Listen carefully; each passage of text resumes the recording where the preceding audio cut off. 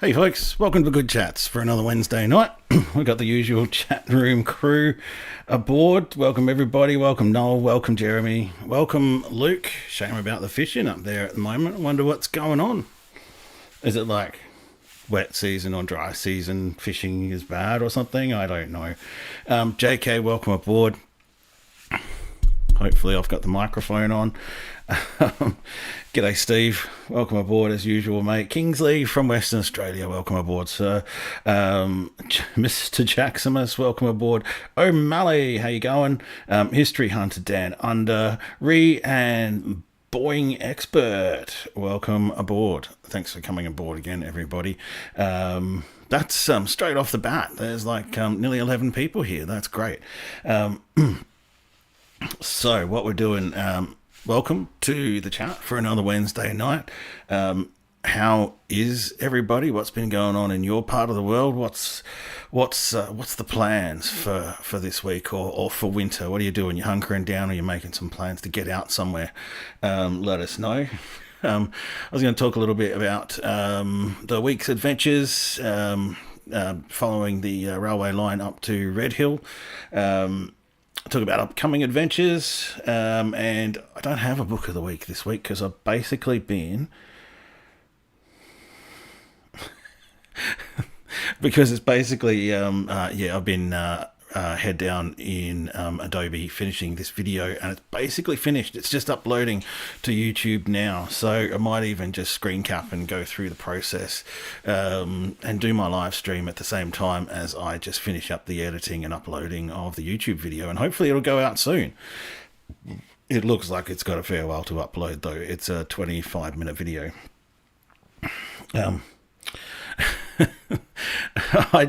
It's all good, Boeing. I just have a lot of fun mispronouncing stuff. Down to the Central Coast, no, maybe out of the rain a little bit there for a while. Last I heard, it was still bloody raining in Coffs Harbour. So there you go, raining one day and raining the next. We still haven't had any rain down here, as I was driving around through the mid-north and following all the dirt roads. You know, the rain that we did get last month, or in the last month, settled the dust down for a little while, but that dust is way back up again. And all the farmers were out there dry seeding their paddocks, hoping, I guess, that we get some rain at some stage, but even still now, for the next week or so, there's nothing season ending coming up, so who knows. We're still living in this post-weather period in Adelaide, and I, for one, I am sick to death of this relentlessly sunny, warm and windless weather. Yeah, well, at the moment we're not getting a break from this endless sunny, warm weather, and you see in my video, as I was, reviewing the footage and editing the footage, some of it just looks really brown and really red, and really blue, to the point where it's kind of almost flat in a way. Bucket Creek, building a wall made of rock. Bucket Creek is so nice. You're so lucky to get to hang out around that area, I tell you. G'day Andy, welcome aboard. Empty paddocks, paddocks being dry seeded. You can just see all the farmers out there with their seeding machinery. If you get up on a high vantage point, you can just see the machines dotted across the country. It's almost like a scene from Dune, because there's like all these dust plumes coming up, dozens of dust plumes across the countryside. It's cool and interesting and strange to watch. And yeah, this cloudless weather is actually I don't like it for filming. I don't like this sunny, super cloudless weather, I guess you could say. There was one high note though when I was out at Port Wakefield, and I stopped past the legendary Kipling's Bakery there. I haven't stopped there for years. I've been through Port Wakefield. I can't even count the number of times I've been through Port Wakefield. Yeah, that's not good here, Kingsley, because generally South Australia will get the weather that Western Australia gets just a few days later. So, yeah, let us know. Let us know, Kingsley, when some decent rain is on the way. Geez, you get around, O'Malley. So he's up in Moomba. Cool, man. And yeah, that is so weird that these the northern areas, northern desert areas of South Australia is currently flooding, but we can't get any rain for love nor money down here.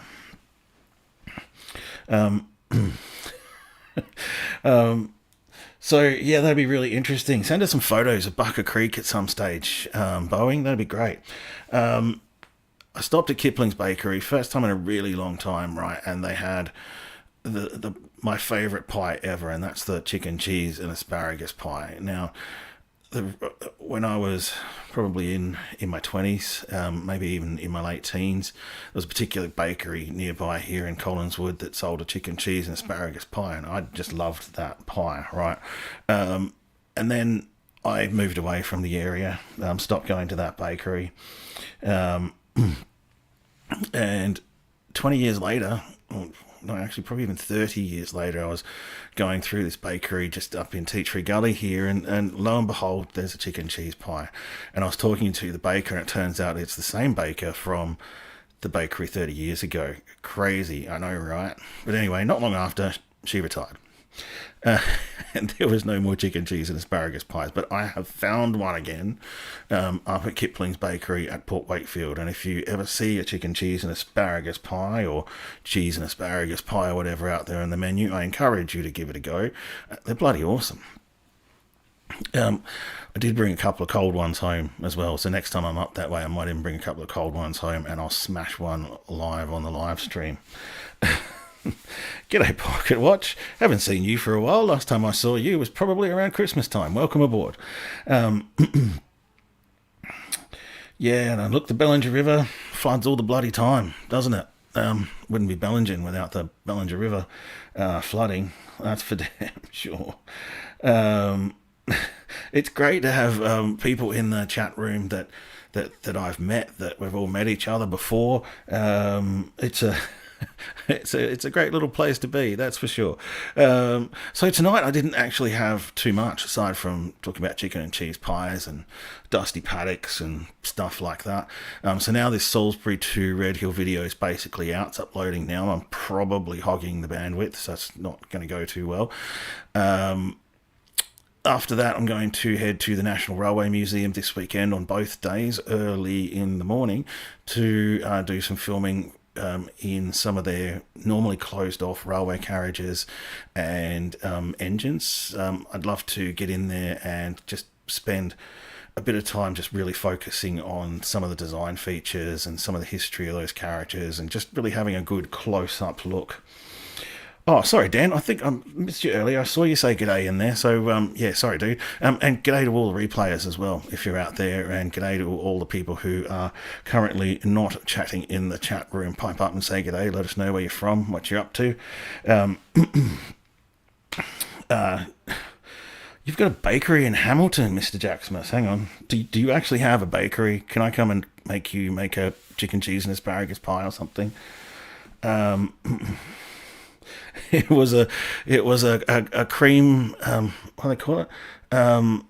A cream turnover thing that I smashed, which was pretty. Oh no, maybe it was an eclair actually, but maybe it's time to do some smashing of more foods on the live stream, because that's always fun.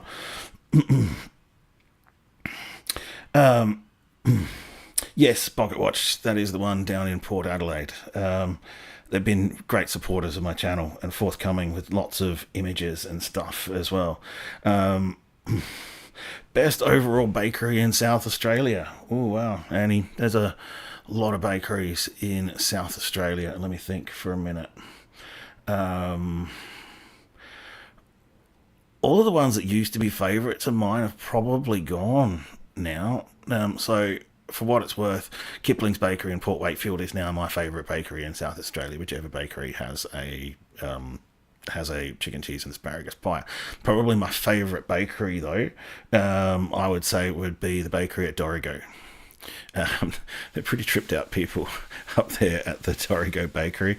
Hopefully they're not on the chat tonight, but they make really awesome wood oven pies. Dorrigo is a kind of cool place, and the bakery makes it even cooler. Damn. Hopefully you were all right in that, and the chicken, cheese, and asparagus pies survived.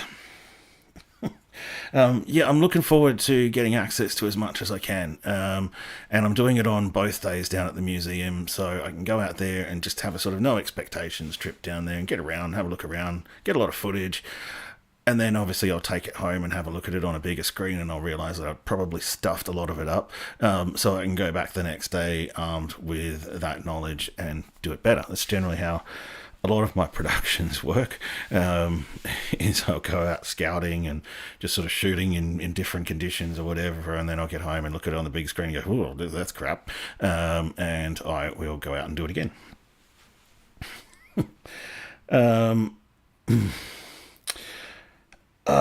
Yeah, so Jacksmith, tell us more about the bakery. Hopefully you were all right, mate, and hopefully the pies were okay. Which bakery is it? Give yourself a plug if it's your bakery, or give your favourite bakery a plug. Yes, I'm a double taker, and it's not because I'm shit at it. Sorry about the swear words. It's actually because I'm good at it. And that takes me back to videos like the Barossa Valley line. I went out 5 afternoons in a row because going out in the middle of the day like I had to for this Red Hill video, you end up shooting like directly under the sun. The shadows are coming straight down. There's virtually nowhere to hide, and colours are just very, very flat and usually washed out. With this cloudless weather as well, it makes things more difficult because there's always just this big bright blue half of the shot, which tends to overwhelm everything. When you've got clouds in the shot, right, it's much better. There's something to see, things are moving, whereas blue skies, it's nice, but it's pretty boring as well. Yeah, I'm a professional amateur faking it until I make it, mate, I got Pocket Watch. I got access to the carriages because I've been sort of working on building a relationship with the people down at the National Railway Museum for a couple of years now. So I've been a member. I've been corresponding with them. I've been visiting down there as well to visit the archives. So the relationship's kind of developed over a couple of years. And so now when, I say I'd like to come down, give me an hour before you open or whatever, and I can have a look around. They know I'm not going to stuff them around, and they do actually appreciate what I do. So yeah, you're absolutely right, Pocket Watch. The overcast days, it's like having a big diffuser box in the sky. Boeing, there was definitely more to cover on the Dorrigo line, and the Dorrigo line's a really good example of, I don't live up there, right? So I had a limited amount of time to capture what I wanted to capture. Had I lived up there, for example, I would have, done another few trips, and I would have tried harder to get into the tunnels, and those areas further up as well.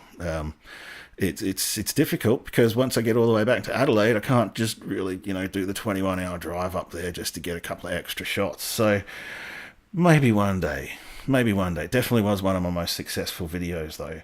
I did get a great comment on that video the other day. What was it? It'd be better without music. Yeah, cool. Thanks for that. Bit late now, but yeah, there you go.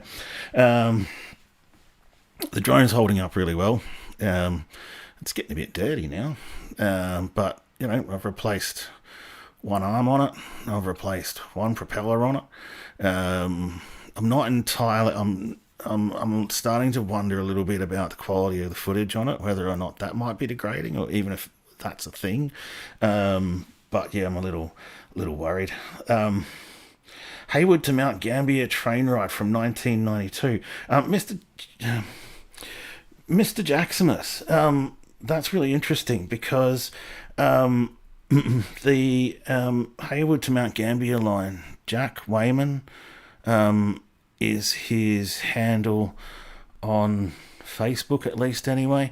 I think it might be John Wayman. He sent me some footage of an old railway journey from the 60s and 70s from Mount Gambier over to Hayward. But Mr. Jaximus, if you've got the link to that Hayward to Mount Gambier train ride from 1992, so I'm assuming it's probably not the same one because it's in 1992, can you send us a link either via Instagram, Facebook, or email? You can uncover my email address when you click on my profile on YouTube. It's plenty of ways to get through to me there, but I'd love to see that. Yeah, and that's entirely fair, Boeing. That is entirely fair that they're a bit protective of it. So we'll see how Tallowood Ventures goes, and I have a feeling that it's a lot of these people up this area, up that way, and up around Yulong Way in particular as well, where the railway line virtually runs through through their backyards, and they've had their privacy in their backyard for decades now. So the idea of putting a rail trail through there is not a great one for these people. And obviously, when you live in Yulong, you obviously value your privacy. That's why you live there. So, I'm always finding rubbish dumps, and I mentioned that in this video as well, because I'm always railways now kind of out the back of stuff, right? And so quite often I find tyres and dumped crops, mattresses, just piles and piles of rubbish and dog shit and toilet paper and all of the other crap that's out in these back areas. It's just horrible sometimes. It really is. So, and when I think about weird stuff, now I've seen a lot of weird stuff. But railways, you just tend to be rubbish strewn kind of places. But the most amazing things I see out there are just some of the views that you get, the old crumbling architecture and the long straight lines across the countryside. I find them really attractive. Yeah, thanks, Mr. Jaximus. Or just let me know in the chat. Give me some rough leads to look it up where I might be able to find it. That'd be cool. We did a virtual train ride a few weeks ago, and that was fun. So if I can find some footage that I'm able to get permission to use, we'll probably do that again. So I know Steve suggested that I should probably reach out to SBS or someone like that, and maybe in the future we can do the 22-hour Garn ride as a virtual train ride here on Good Chats, and we can just go until Friday. Pocket Watch, I haven't done the Red Rattler trip. Coffs Harbour, I go back there most years, sometimes more than once a year. It kind of stretches my resources to do that, to be honest with you. There is a chance I'll be going up there later this year, and I'll talk more about that as we progress through the year. That I'll be hopefully going to look at the railway line from Armidale up to the Queensland border at Wollongara. Then I'll be going over to have a look at the Brisbane Valley Rail Trail. Then I'll be coming back down to have a look at the Northern Rivers Rail Trail. And I will probably look at another railway line on the way back around West Wyalong or something like that. So we'll see what happens after tax return time. But there is a chance now that I'll actually be able to do a 2 or 3 week trip, solo trip, interestingly enough, up into northern New South Wales and southern Queensland. So what's next? I'm just going to screen cap because I've run out of stuff. And like I said in the beginning, I'm just going to go through the last steps of what I do to publish a YouTube video. So Let's get a screen cap because it's uploading at the moment.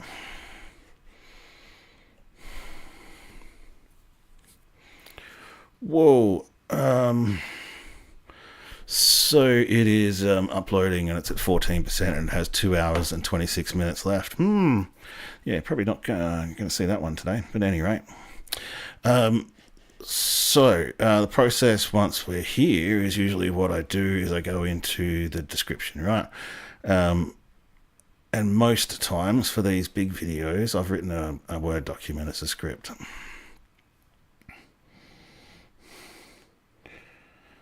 Yeah, I will, man. Thanks, Mr. Jaximus. Nah, it's not 4K trying to load. It's actually still trying to upload the video. And I reckon just in standard definition. I'm not sure why it's taking so damn long. Sometimes I can upload a 4K 25-minute video and it'll go up in about an hour or so, but this time it's showing me 2 hours and 25 minutes and possibly even getting longer. But that might have something to do with the fact that I'm streaming at the same time. So, Word document. It's like 2,500 words long. So essentially what I've done here is I've done my research, I've done my book research, I've done my internet research, and I've done a lot of cutting and pasting, and then I've done a lot of rephrasing, and I've created an introduction. And that usually informs sort of the general direction of the video and what I'm going to do with the animation. And you'll usually find that being delivered along with the animation, which is really important for me because I do the map animation. It means I'm actually really looking very closely at all the maps of everything before I get started trying to tell the story. Boeing plans for Gyra. Well, yeah, that's on the sort of Armadale to Wollongara line. Originally, the Great Northern, no, not the Great Northern line. I'm trying to think. Great Northern is up to Maree. There's another name, Great New England or something like that. But yeah, Gyra's along there, and thanks for reminding me as well, because that's where some earthworks were done way back when in an attempt to connect Gyra to the Dorrigo line. Then I'll look at each location. So I've done some research and collected a few paragraphs on Salisbury, Virginia, Malala, all the ones that I could actually find stuff on. Remarkably enough, I couldn't find anything on Two Wells. Then I'll basically do a location list, you'll see as we go to there. On the left, which is all the stations and sidings. Then I've done myself a timeline here. So I've done the research. Why is this in bloody... I'm just going to take this out of double page because it's actually really difficult. Right, we'll go to one page. That's better. That's easy to read. Oh, hang on. But I'm going to be back in a second, so I'm just going to wait for a minute. Not really. So then I'll do the timeline, and that took a bit of research, going back and forth, Wikipedia, books, all that kind of stuff, just trying to build what was the first railway in the area right up to what's happened over the years. Pocket Watch, the Rosewater line, that's was due to be shut and was due to be turned into a linear park through Rosewater, but somewhere along the line, the state government...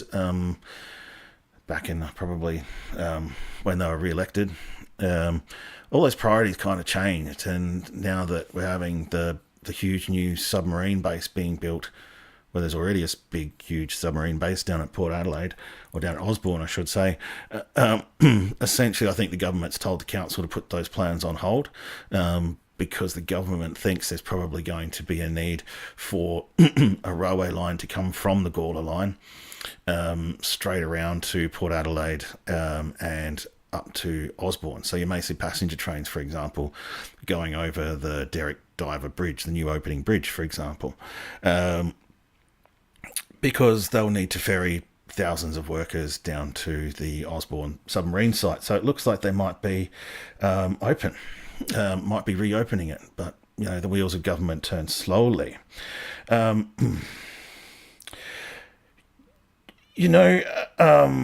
Mr. Jackson's Penshurst to Dunkeld, some reason that did turn up on my list somewhere. I think that would actually be a really interesting line. I love Western Victoria, around the Grampians there.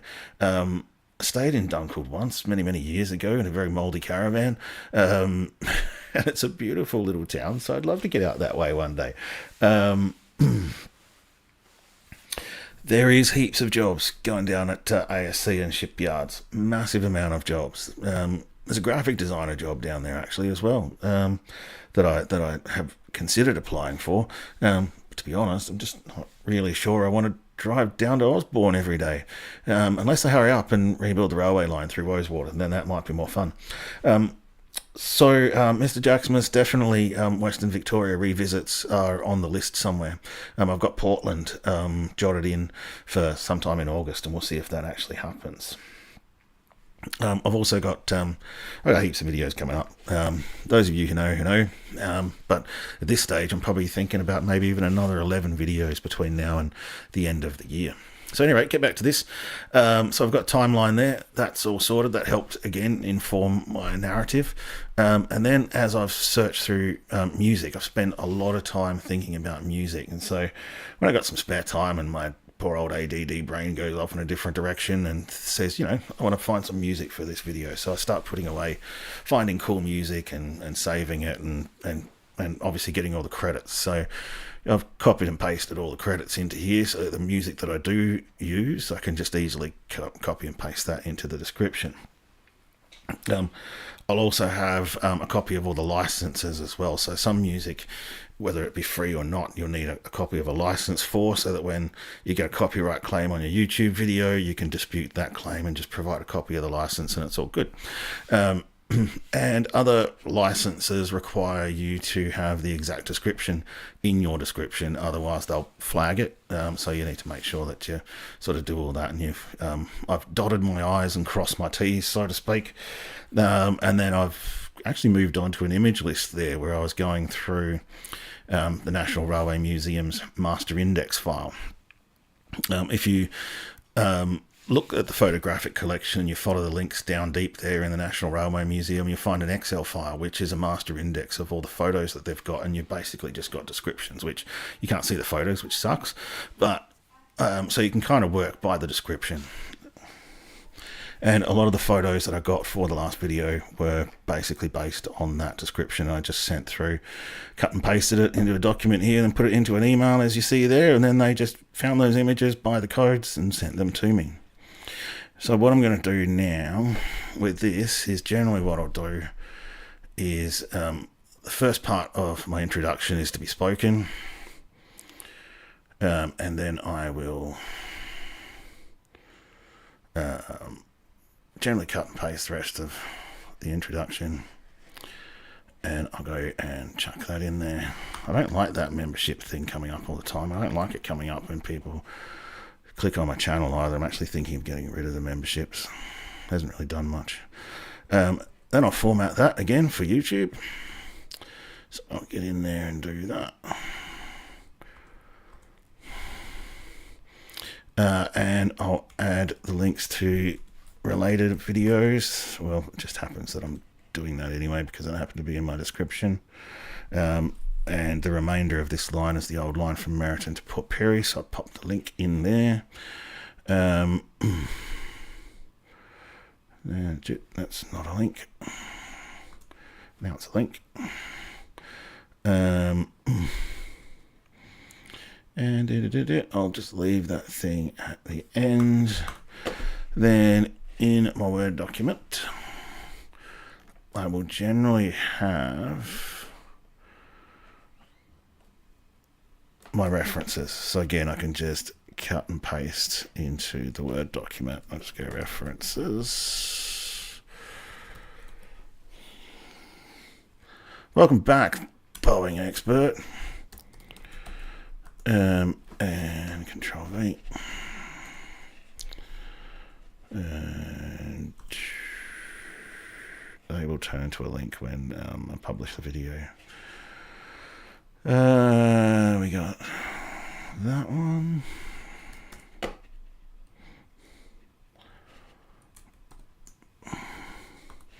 I think it's really important to show your references. We stand on the shoulders of giants. Nobody come up with this out of their own heads.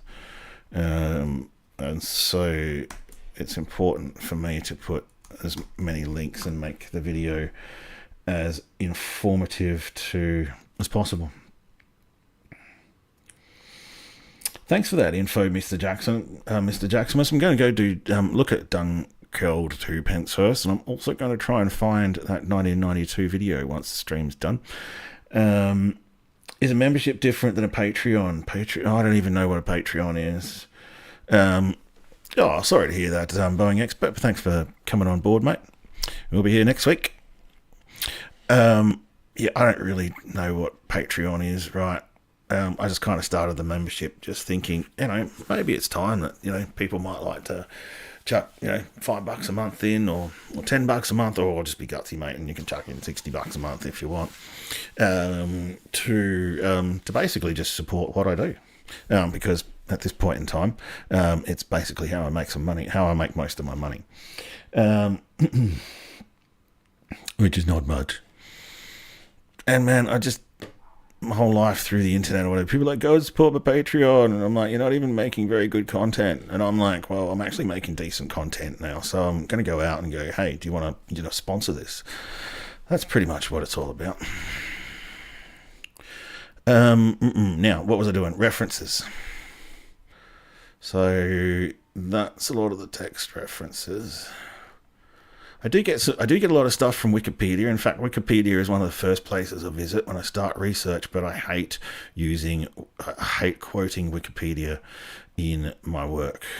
So I need to obviously learn everything that I can from Wikipedia. But the last thing I want to do is just cut and paste Wikipedia into my work. So it will inform the work, but I'm not going to use it. Now, what music did I use? Let's see if this works, because it's got a lot of HTML in there. But I presume these guys know what they're doing, so when I put it into YouTube, it'll work itself out.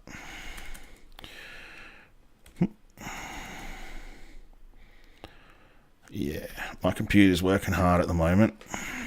You can tell because my keystrokes are delayed. So,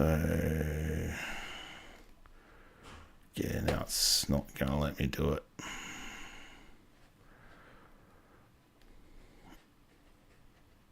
I'm getting the red marker there, right? And the red lines, which means it doesn't want to let me do that. Oh, shit. Whoops, I just accidentally deleted it all because, even my mouse is delayed at the moment.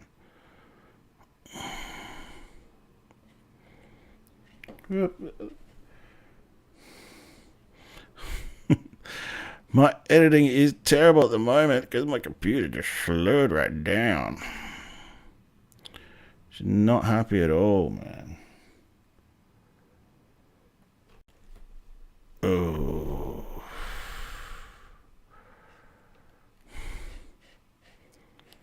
Right.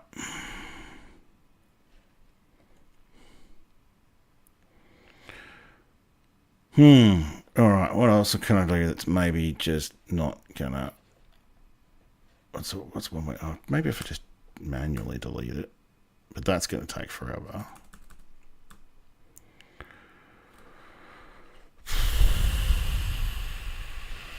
Whoop, that's live streaming for you.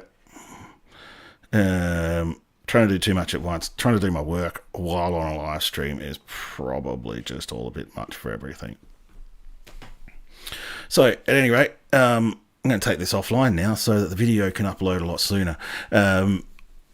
So generally what I'll do is now I realise that's not going to work, so I'll go back to the actual page that I got the music from. Pixabay there does some free music, which is kind of cool. You still have to look really hard to find decent music, but I'll go back to the original page and I'll cut and paste directly into the text editor here. Then I'll go to do a thumbnail. And the thumbnail will be from the video, so I will go to Premiere Pro and I will cut out a particular thumbnail from the video, so that way it's actually a still from the video, then I'll think about putting a title up. But I'm probably not going to put a title up. I'm just trying to do too much stuff at the moment. Is basically what's happening. Is my computer is an absolute weapon, but I'm trying to do too much at once. I've currently got Premiere Pro open. I've got OBS open. I've got stuff happening in Google Earth as well. So yeah, uploads happening. And then from time to time, your internet's just crap, and there's nothing you can do about it.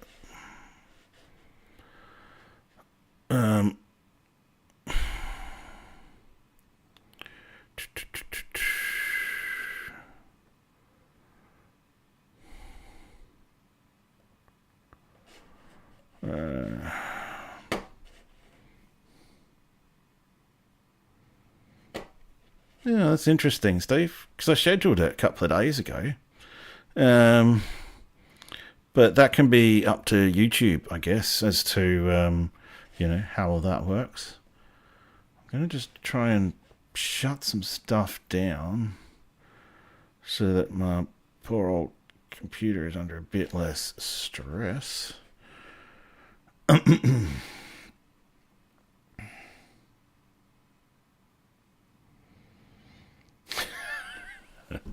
That's a big question, Mr. Jacksonmas. We'll save that for a couple of years, bro. Yeah, that's interesting. That would be a YouTube function, the notification thing.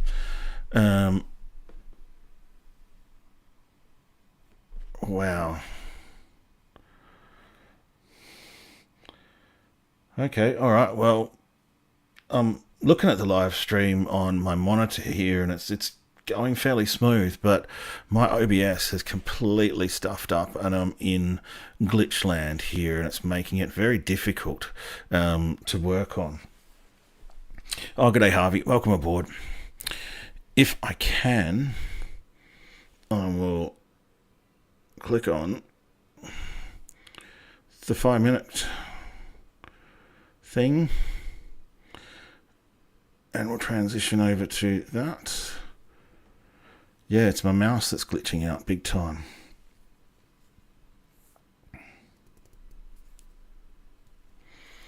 Yeah, right, Pocket Watch. That sucks. Okay, looks like my internet might have gone back to being a little bit smooth now, but or the audio is out of sync. Yeah, that's part of the reason why I do this at 8:15 p.m. every single Wednesday night is regulars can build up and know that over time I'm going to do this stream at the same time every Wednesday night. No reminders needed and no calendar needed, no posting schedule needed.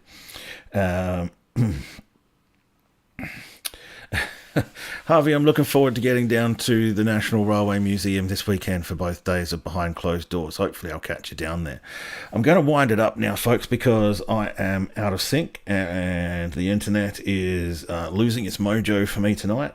So we'll cut it out there. But thanks, Noel, for coming on board. Appreciate it. Jeremy Kemp, thank you for coming on board. Shout outs to Hilston. Luke's fishing in the Northern Territory, man. Great to have you on board as usual. Hopefully your luck improves on the water soon. Mr. Jacksonmas, hope you can figure out what kind of car is best. Who knows what kind of car is even going to be around in 4 or 5 years' time. Steve Klink, thanks for coming on board, mate. Always here. Legend. Kingsley Purvis, g'day to WA.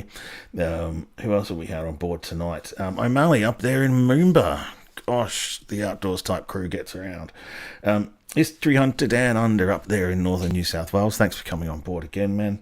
Boeing Expert up there around Coffs Harbour as well. Thanks for coming on board.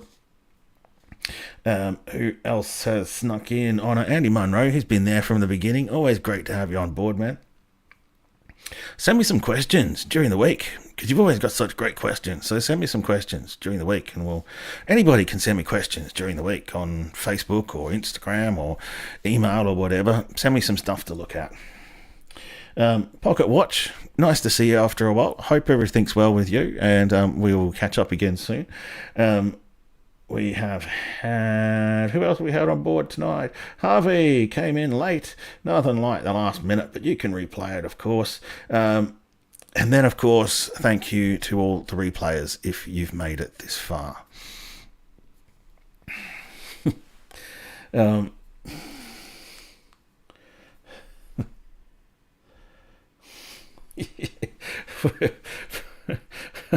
Oh, all right. Well, I got that chicken, cheese, and asparagus pie in the fridge, so maybe I will smash a pie next week on the on the on the stream. Hey, really looking forward to. I'm always looking forward to any opportunity to smash a chicken, cheese, and asparagus pie. So that would be it. Happy soon birthday to you, Mr. Jaximus.